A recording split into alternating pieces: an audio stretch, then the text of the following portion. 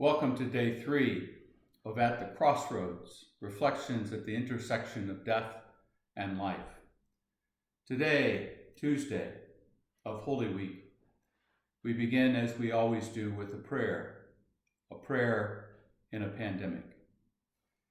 God of life, this Holy Week we stand under the shadow of the cross of COVID-19. Each day the numbers of those infected rise and the death toll climbs.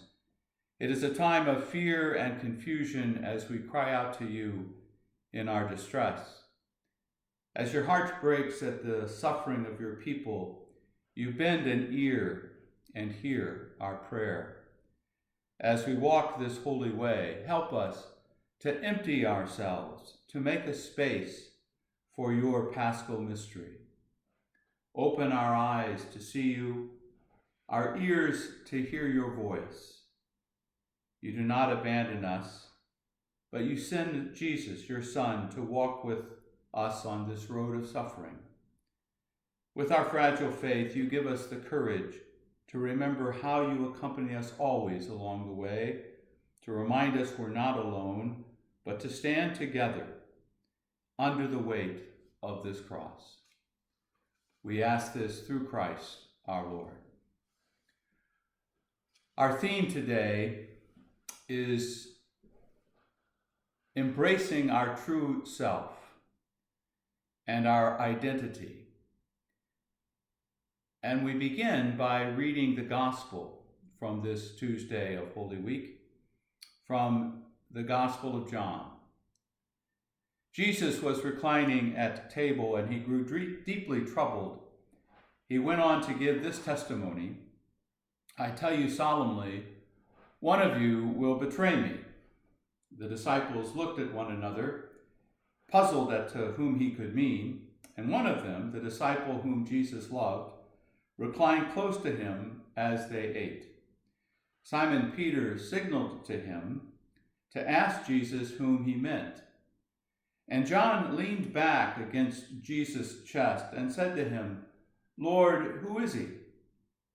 Jesus answered, the one to whom I give the bit of food that I dip in the dish. He dipped the morsel and then took it and gave it to Judas, son of Simon Iscariot. Immediately after this, Satan entered his heart, and Jesus addressed himself to him. Be quick about what you are to do. Naturally, none of those reclining at table understood why Jesus said this to him. A few had the idea that since Judas held the common purse, Jesus was telling him to buy something for the feast or to give something to the poor.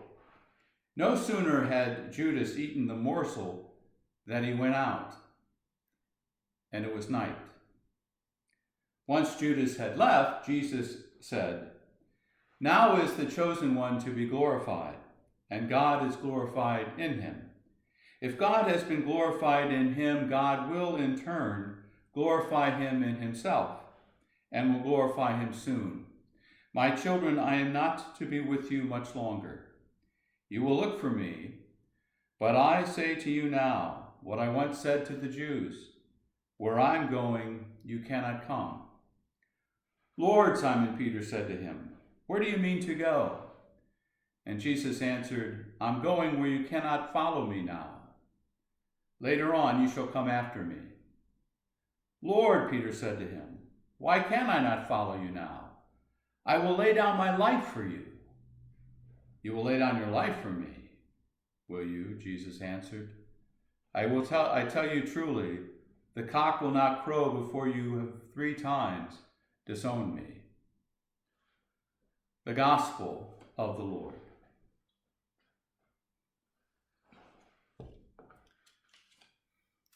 Jan Richardson is a Christian writer and artist who offers reflections on the Sunday Scripture on her website, The Painted Prayer Book. Her husband, Gary, a songwriter and a singer, died on December 2nd, 2014, of complications following of what they thought would be routine surgery. Her description of the day Gary died reflects what so many people are experiencing during this pandemic as loved ones spend days or weeks on a ventilator, holding on for dear life. Her description also sounds so similar to my family's experience when my sister Mary went into the hospital with the flu and died a month later after spending most of that month in ICU. A major difference, though, is that Jan could be with Gary on the day he died, and my family could be with Mary when she died on November 29th, 2010. Jan writes how she stayed in the room as the nurse removed everything that had kept him alive during that awful and beautiful vigil that they'd kept up with him for 18 days. Jan watched as the nurse removed the ventilator tube that had kept him breathing, and watched as she took out the seemingly innumerable lines that had delivered the medication. Finally, Gary was shed of everything that had kept him alive, everything that had tethered him, until it became clear that nothing would return him to us, Jan writes. And she said she placed her hand against Gary's chest and said to the nurse that it felt so strange to hear a heartbeat and know that it was only my own pulse. The nurse said to her, "His heart beats in you now." A similar scene, I think, is captured in today's gospel as Jesus reclines with his disciples. In the midst of this disturbing announcement that one of his closest friends would betray him, there is a very tender moment when John, the disciple whom Jesus loved, leaned back against Jesus' chest and said to him, "Master, who is it?" The image is striking. The scene is intimate. John can hear the heartbeat of Jesus, his teacher and his friend, as he leans against his chest, feeling his pulse in his own body. Jesus and John were very close, and Peter knew if anyone could get Jesus to identify the traitor, it would be John. Jesus loved all of his disciples, but it seems that some were closer to him than others. John and his brother James and Peter kind of formed an inner circle. And of these three, Peter took on a leadership role, while John took a more intimate role of that of friend. If Peter was the authority figure, the one Jesus entrusted with the keys of the kingdom, John was a confidant, a spiritual or a soul companion. And Jesus tells his beloved, "It is the one to whom I hand the morsel that I have dipped." He dipped the morsel and handed it to Judas, son of Simon Iscariot. And then he says, "What you are to do, do it now, do it quickly." And Judas left the table to set in motion the wheels of destruction. I'm always struck by that line. When Judas left, it was night. Darkness was descending. As we meet at the crossroads during this time of retreat and shelter in place, both readings for this Tuesday of Holy Week reflect on the question of identity. What is our true self? One of my favorite writers is Parker Palmer, and he defines the true self as the self with which we arrive on earth, the self that simply wants us to be who we were born to be. So who were you born to be? Who were we born to be? In Luke's gospel, after spending an all-nighter in prayer, Jesus is ready to pick his team, the people to whom he was reclining at table that night when he grew troubled and announced that one of them would betray him. And Luke names the usual suspects. He identifies them only by name, except for Simon, whom he says was a zealot, suggesting that Simon was a member of the political party looking to overthrow the Roman occupation. But when he comes to naming Judas, Luke writes this, "And Judas Iscariot, who became a traitor." I'm struck by that phrase. He became a traitor. Judas wasn't born a traitor. He became one.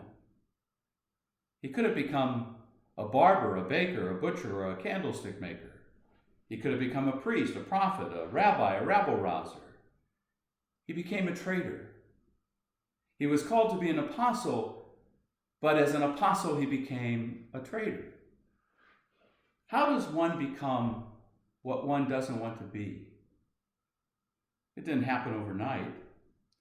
When his name was called by Jesus, I imagine he was surprised and thrilled, as any of the others were when they were chosen by Jesus to be part of his inner circle. Perhaps there were also those in the crowd who knew Judas, and when Jesus named him, they were jealous or incredulous, whispering one to the other or to themselves, "Judas, what is Jesus thinking here?" We all make mistakes, but remember, this is Jesus we're talking about. He's not supposed to make such poor personnel decisions.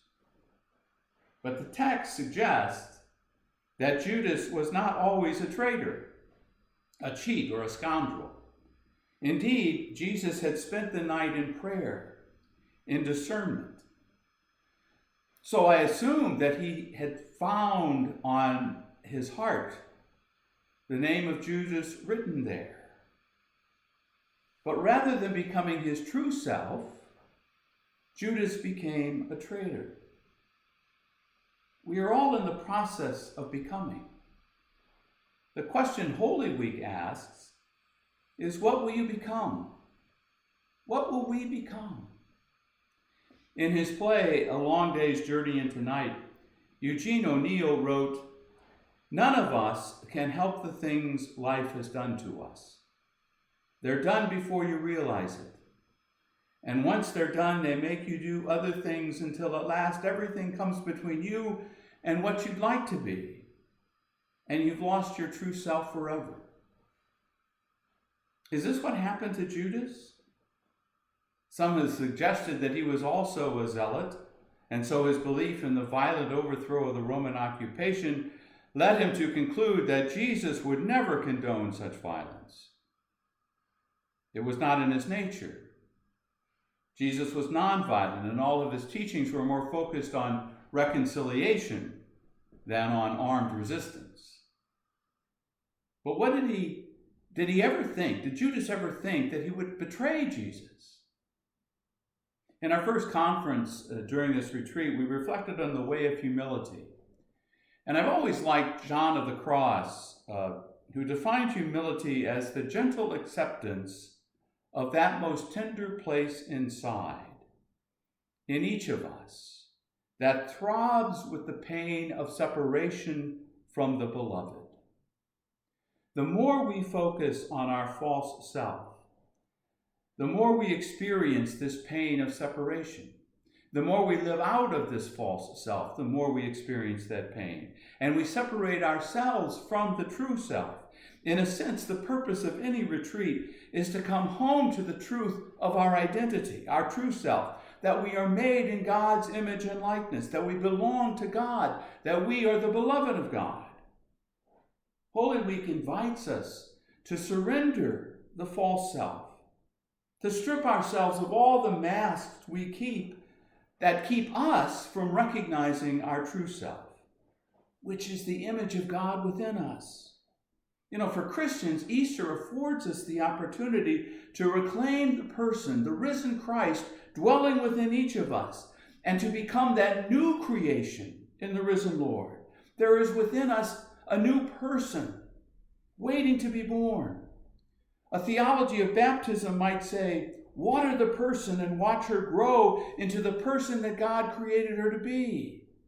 When we renew our baptismal promises on Easter, we reclaim our true selves as children of God, as God's beloved, as made in God's image and likeness. As the reading from the book of Genesis reminds us, in the beginning, God created us. This is our true self, our sacred identity, our most treasured relationship, our greatest gift, being the beloved of God. But most of us struggle with this identity because we feel we're not worthy to be God's beloved.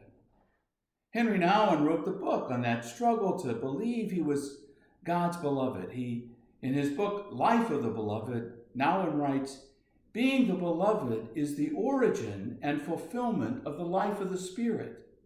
I say this, he says, because as soon as we catch a glimpse of this truth, we are put on a journey to search of the fullness of that truth. And we will not rest until we can find that truth. And from the moment that we claim the truth of being the beloved, we are faced with the call, he says, to become who we are, to become the beloved. Becoming the beloved is the great spiritual journey that each and every one of us has to make. And this journey ultimately leads us to the door of the cross, which we see played out in the gospel after Judas leaves, and Jesus talks about the glory that awaits him and where he is going. He tells his friends, you cannot come. And Peter, of course, jumps in to ask where he's going so he can follow. Impetuous Peter boldly promises, I will lay down my life for you. And Jesus tells him, right. And then predicts that before the cock will crow, you will deny me 3 times. John's intimacy and Peter's authority are both on display here, along with Judas's lack of integrity. Was Peter jealous of John's intimacy with Jesus? Was John upset that Jesus gave Peter the keys to the kingdom instead of him? The gospel doesn't indicate that there's conflict between the two, but Peter seems comfortable that Jesus was closer to John than him, because being a responsible kind of person, he ran his own fishing business after all, he knew he had to be on the top of things, to be in the know, since knowledge is necessary for those in positions of authority. John seems to be far more interested in the person of Jesus than power or authority. John and Peter seem to get along because they know who they are and what their roles are in this inner circle. Peter is Jesus' right-hand man. John is Jesus' trusted friend. John, perhaps because of his youth, is not ready yet for a leadership role. And Peter, a crusty old fisherman that he is, isn't interested in spending quality time with Jesus, leaning on his chest because there's fish to catch. So this journey that we're on is about restoring that true self. And the poet Mark Nepo calls the true self that unencumbered spot, free of expectation and regret, free of ambition or embarrassment, free of fear and worry that comes to each of us in birth. He has this wonderful line. He calls it the umbilical cord or the umbilical spot of grace where we were first touched by God. All truth, whether it's religious or psychological or spiritual or personal or communal, it all flows from this sacred space. The Hindu greeting, Namaste, names this sacred space. I honor the place in you where the universe resides. I honor the place within you of love, of light, of truth, of peace.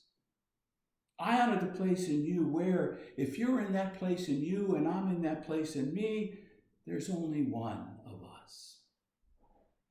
You know, even before this shelter in place and separation from one another, when people were still going to church and gathering around the table of Eucharist, there were many who mandated not shaking hands during the sign of peace or hugging one another in order not to spread the virus. Perhaps this greeting, Namaste, offers an alternative to the sign of peace. With hands folded, eye to eye, eyes meeting each other, we profoundly bow and say Namaste. Peace be with you. Because the sign of peace says, I recognize in you that image of God. I recognize that you are a child of God. And when you're in that place in you and I am in that place in me, there's not two of us, there's one. Holy Week encourages us to return to this space, our true self. In the silence of these days, we trace the roots of our authentic self. And our first reading on this Tuesday of Holy Week invites us to consider that authentic self. In the words of the prophet Isaiah, God called me from birth. From my mother's womb, God gave me my name. God made of me a sharp-edged sword and concealed me in the shadow of God's arm. A sharp-edged sword, so his words would cut through all the denial and red tape and fears and frustrations designed to tie him up and impede him or distract from his message. Even in those moments, the reading says, when he thinks, I have toiled in vain, for nothing, uselessly, spent my strength, he comes around to saying, I know my reward is with God. It is God's voice he hears. It is God's vision that matters. It is God who desires that the servant's mission is meant not just only to raise up the tribes of Israel or restore the survivors of Israel, but to be a light to the nations that my salvation may reach to the very ends of the earth. Reclaiming our true self is not so much about discovering something new. Helen Luke reminds us that discovering our true self or reclaiming our true self is really a long and painful return to what has always been there, was there at the moment of our birth. For example, the return to this true self helps us to see an old story in a new light. I use this story on retreats, but the prodigal son story. When the younger son finally comes to his senses, his coming home to his father is a return to his original self, his true self. And we have the image of the father, the story says, that when God sees us coming home to our true self, God is always on the lookout for us. God races out to meet us. But we need to come to our senses. We need to realize we're not being faithful to our true self, our original self, before we can begin the journey home. But we know God will come out to meet us and God will accompany us home to our true self. And the process also applies to the older brother in the parable, who equates good behavior with merit or reward. He isn't being true to his original self either, since his reaction to his father's generous reception of his younger brother indicates that the older brother has been faithful for the wrong reasons. Not because it's an expression of who he is, but because of external influences. He wanted to please his father. He wanted to live up to the expectations of being the oldest son and the responsibilities that go with it. And so he wasn't being his true self either. He was living up to this idea of being the good son. And then he expects to be rewarded for being the good son. So he stays outside, pouting on the porch, envy of his father's generous forgiveness of the younger son, who the older brother considers as a spoiled brat. When the father comes out to meet him too, he wants to come bring him home, bring him inside. He wants to accompany him to the party, to reclaim his true self. He says, didn't you realize all this was already here for you? Everything I have is yours. Because you're my son. You're my child. You're a child of God. Like the older brother, many of us fall into that trap of following the rules or living up to other people's expectations. Whether these are our parents or our profession or our church, we work hard to fulfill the expectations, and when we reach certain milestones, we expect to be rewarded for our good behavior. All the while, we sense the tension as we distance ourselves from that sacred space of our true self. And that's why solitude is important, because as Parker Palmer says, solitude does not necessarily mean living apart from one another. Rather, it means never living apart from our true self. So the deeper we go into this sacred mystery, in our search for that true self that shapes and sustains our lives, the more we realize really how connected we are, which is why not only do we need solitude to reclaim our true self, we also need one another. We need community. Parker Palmer emphasizes this need for community in his book, A Hidden Wholeness, The Journey Toward an Undivided Life. A strong community, he says, helps people develop that sense of self.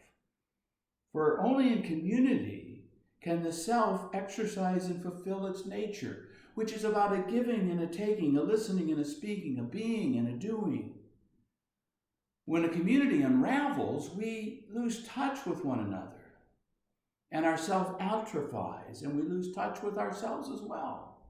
We need each other to help each other embrace our true identity, our true self. If I only listen to my own story in a kind of a solitary flight away from the world, I can become so absorbed that I become sick in my soul. That's why we need to listen to each other's stories. We need to listen to the stories of others. The beginning of love, Merton wrote, is to let those we love be perfectly themselves, not to twist them to find our own image. Otherwise, we love only the reflection of ourselves we find in them. John let Peter be Peter, and Peter let John be John. It's that image, recognizing that both are made in the image and likeness of God, that are expressed in different ways, different relationships. Coming to terms with one's true self humbles rather than inflates us. In fact, it's humbling to tell another our story, or to acknowledge, we don't have all the answers, that we can't provide an avenue of escape. When we accompany another on the journey, this stance of compassionate presence that we talked about yesterday is difficult because, our first instinct in listening to another and accompanying another is wanting to help, is wanting to save them, is wanting to take their pain or their confusion away. It's the place of vulnerability where we're not sure of ourselves, uncertain about what we're to say or how to speak. But that's where we learn humility. We don't have all the answers. This is the place where we realize, I don't know what to say, but my presence can be for another an important accompaniment to remind him or her that we don't journey alone. It's a place of powerlessness where sometimes the best we can do is to offer our love, the love of our very best self. And we nurture our best self in the company of caring and supporting friends who feed and nurture us with a sense of hope. In those times when we feel like the servant, that we've toiled in vain, we can sometimes nibble on appetizers of negativity. Those snacks of cynicism and sarcasm. They're always within arm's reach, like those good old greasy potato chips that taste great, but they're not good for body or soul. They cause the worst kind of acid reflux in the soul. And what results is anger and bitterness. Or even worse, the arteries of our hearts and our souls harden. And that is why it's absolutely essential to surround ourselves with people who feed us with a steady diet of hope, not negativity, but possibility. Reclaiming our true self in solitude and in the company of friends and community helps us to find the courage we need to face whatever it is that we need to face as the world is now facing in this terrible crisis of the coronavirus. This year especially, as we spend Holy Week in this deep crisis, we recognize how the Christian faith is always in the shape of a cross. And in all of our lives, at some point or another, for a short time or for the long haul, we've all know the cross. We know those experiences in our lives, those experiences of our cross, of the crosses and losses of our lives that have taken us deeper into the Paschal mystery, into the suffering, death, and resurrection of Jesus. The Reverend Alan Jones is the former rector at the Grace Episcopal Cathedral in San Francisco. And he recalls in one of his books about seeing a sign outside a church in London that read, "We welcome all who worship, all who doubt, and all who move from fear to faith." And in his book, he wondered, how do we move from fear to faith? In answering that question, he quoted an English monk who said, the opposite of faith isn't doubt. The opposite of faith is certainty. We often confuse that, don't we? We often confuse certainty with faith. When you're absolutely certain, you don't need faith. You have nothing to learn. There's no mystery, no risk, and no real joy. Jones maintains that we cannot move from fear to faith without knowing who we are and what we're born to do. He says each of us are born to create, to make something of ourselves. Isn't that what we were told when we were young? Make something of yourself. You got to make something of yourself. As if life is a piece of wood, he says, or a lump of clay or a block of marble out of which you become this beautiful work of art. But when our need to create is neglected, Jones says, our imagination dries up and becomes dangerously vulnerable to negative thoughts, negative images, which undermine or threaten our freedom. We so hunger in our lives for meaning that we'll suck it up wherever we can find it. Meaning, he said, wherever we can find it, no matter how mediocre or trashy it might be. But that's not the path of the soul seeking to live from the true self. That's the path of the negative spirit. And that sometimes can begin when we feel like we don't measure up to other people's expectations, or we feel like we've never been given the opportunity to unleash our creativity. And that projects outward to others. We know from personal experience how each of us gives off certain energies. There are some who are, downright bubbly and perpetually upbeat. Their energy is exhausting, if not contagious. And there are others who seem to have a force field of negativity about them, that when you're in their presence, when you stand close to them, you feel like you're sucked into this deep, dark space where even Snow White becomes like Darth Vader. Most of us fall somewhere in between. We have our good days, our bright days, and our dark ones. But each of us gives off a certain energy that either will attract people or distract them or repel them. And the image we project, dare I say, the image of God we project, has its consequences. We move from fear to faith when we wake up to who we are, Jones said, and begin to create or make something of our lives. We are the place where God chooses to dwell. Think about that. We are the place. You, each of us, are the place where God chooses to dwell, where God happens. And this gives us the confidence to face whatever else we may be. Because we all make mistakes. We are all sinners. We all are silly at times. We all have regrets. But they're put into their proper proportion or their proper perspective. We can face the truth about ourselves without being crippled by what we see, because we also know that forgiveness is part of God's plan. Forgiveness is God's delight. God loves more than anything to forgive us, to help us reclaim, to restore that true self within us. Jones tells this story about Chief Leonard George of British Columbia, who works with disadvantaged and disaffected youth of his tribe. And he wishes for them every day, his morning prayer, if you will.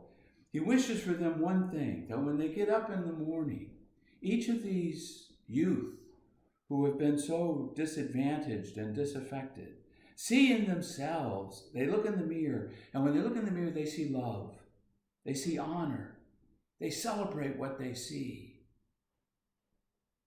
When you wake up in the morning, what do you see? What do you see? In his book, Reimagining Christianity, Jones relates another story, which I think, again, is so powerful to reclaim this true self within. He writes about this young woman named Susan who's at the end of her rope, losing hope. And she's teetering on the brink of utter despair, even considering taking her life. But she reaches out for help. She knocks on the door of her friend, Stephanie. And when the door opens, Stephanie is covered in flour. But she sees her friend, who's obviously in great distress, and invites her into the kitchen and pours her a cup of coffee. And Susan pours out her heart as Stephanie, rather than sitting there listening to her, Stephanie goes on about making a triple batch of chocolate chip cookies. Maybe not the best listening technique, but that's what she does as a friend. And as Susan tells her story, Stephanie gradually draws Susan into this cookie-making project. She's crying as she gets her hands in the dough and she begins to shape the cookies on the cookie sheet. And once in the oven, the cookies begin to make the kitchen smell delicious. Jones points out that Susan's pain is still there, but now she's holding it in a different place in herself. There are other things other than that pain. The kitchen, the cookies, her friend, the noise of her friend's children in the other room. She smiles as she recognizes the seed of hope. She moves slowly from fear to faith when she realizes something else is going on inside of her. And what's stirring inside of her is that true self, that child of God. One of my favorite poems is by the late Derek Walcott, and it's called Love After Love. The time will come when with elation you will greet yourself arriving at your own door, in your own mirror, and each will smile at the other's welcome and say, sit here, eat. You will love again the stranger that was yourself. Give wine, give bread, give back your heart to itself, to the stranger who has loved you all your life, whom you ignored for another, who knows you by heart. Take down the love letters from the bookshelf, the photographs, the desperate notes. Peel your own image from the mirror. Sit, feast on your life. In these days of shelter in place and solitude, when we cannot come together around the table of Eucharist, I hope we can take the poet's words to heart and sit and feast on your life. It's an invitation to take some time and to embrace our true self. Not the false self who is that stranger looking at us in the mirror, but our true self, the image of God that looks back at us when we look in the mirror. To remember who it is to whom we belong. It means savoring the flavor of God's grace that makes us in his divine image.